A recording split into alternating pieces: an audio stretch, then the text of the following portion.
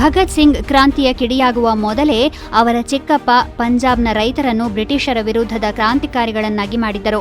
ಅವರ ಹೆಸರು ಸರ್ದಾರ್ ಅಜಿತ್ ಸಿಂಗ್. ವರ್ಷ 1907. ಬ್ರಿಟಿಷರು ಪಂಜಾಬ್ ವಸಾಹತು ಕಾಯ್ದೆಯನ್ನು ಹೇರಿದರು.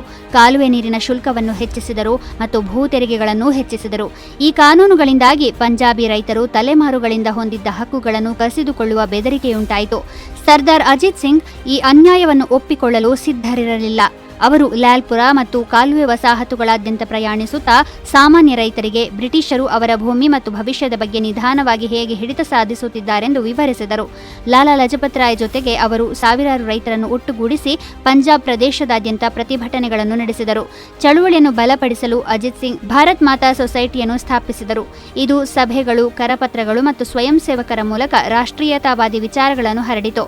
ನಂತರ ಮಾರ್ಚ್ 22, 1907 ಲಾಲ್ಪುರದಲ್ಲಿ ನಡೆದ ಬೃಹತ್ ಸಭೆಯಲ್ಲಿ ಅವರು ಒಂದು ಪ್ರಖರ ಘೋಷಣೆಯನ್ನು ನೀಡಿದರು. ಅದೇನೆಂದರೆ ಪಗಡಿ ಸಂಭಾಲ್ ಜಟ್ಟ, ಅಂದರೆ ಸಿಖ್ಖರ ಟರ್ಬನ್ ಗೌರವವನ್ನು ಸಂಕೇತಿಸುತ್ತದೆ ಎಂದು, ಮತ್ತು ಅಜಿತ್ ಸಿಂಗ್ ಪ್ರತಿಯೊಬ್ಬ ರೈತನು ತನ್ನ ಭೂಮಿ ಮತ್ತು ಸ್ವಾಭಿಮಾನ ಎರಡನ್ನೂ ರಕ್ಷಿಸಿಕೊಳ್ಳುವಂತೆ ಹೇಳಿದರು. ಈ ಚಳುವಳಿ ವೇಗವಾಗಿ ಹರಡಿ ಬ್ರಿಟಿಷ್ ಸರ್ಕಾರವನ್ನು ಗಾಬರಿಗೊಳಿಸಿತು. ಜೂನ್ 2, 1907 ಅಜಿತ್ ಸಿಂಗ್ ಅವರನ್ನು ಬಂಧಿಸಿ ಬರ್ಮಾದ ಮಂಡಲೆ ಎಂಬಲ್ಲಿಗೆ ಗಡೀಪಾರು ಮಾಡಲಾಯಿತು.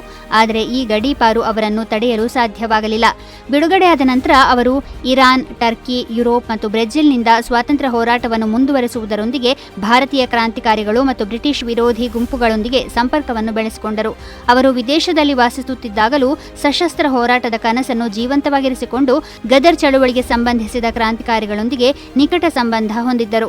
ಎರಡನೇ ಮಹಾಯುದ್ಧದ ಸಮಯದಲ್ಲಿ ನೇತಾಜಿ ಸುಭಾಷ್ ಚಂದ್ರ ಬೋಸ್ ಅವರು ಆಗ್ನೇಯ ಏಷ್ಯಾದಲ್ಲಿ ಐಎನ್ಎಯ ಮುಖ್ಯಸ್ಥರಾಗುವುದಕ್ಕೂ ಮೊದಲು ಇಟಲಿಯಲ್ಲಿದ್ದಾಗ ಭಾರತೀಯ ಯುದ್ಧ ಕೈದಿಗಳನ್ನು ಸಂಘಟಿಸುವ ಮೂಲಕ ಆಜಾದ್ ಹಿಂದ್ ಫೌಜ್ನ ಆರಂಭಿಕ ಸ್ವರೂಪಗಳಲ್ಲಿ ಒಂದನ್ನು ರೂಪಿಸಲು ಅಜಿತ್ ಸಿಂಗ್ ಸಹಾಯ ಮಾಡಿದರು. ಹೀಗೆ ದಶಕಗಳ ಕಾಲ ಅಜ್ಞಾತರಾಗಿದ್ದ ಸರ್ದಾರ್ ಅಜಿತ್ ಸಿಂಗ್ ಬಳಿಕ ಭಾರತಕ್ಕೆ ಮರಳಿದರು ಮತ್ತು ಭಾರತ ಸ್ವತಂತ್ರ ಪಡೆದ ದಿನ ಅಂದರೆ 1947 ಆಗಸ್ಟ್ 15 ಕೊನೆಯುಸಿರೆಳೆದರು.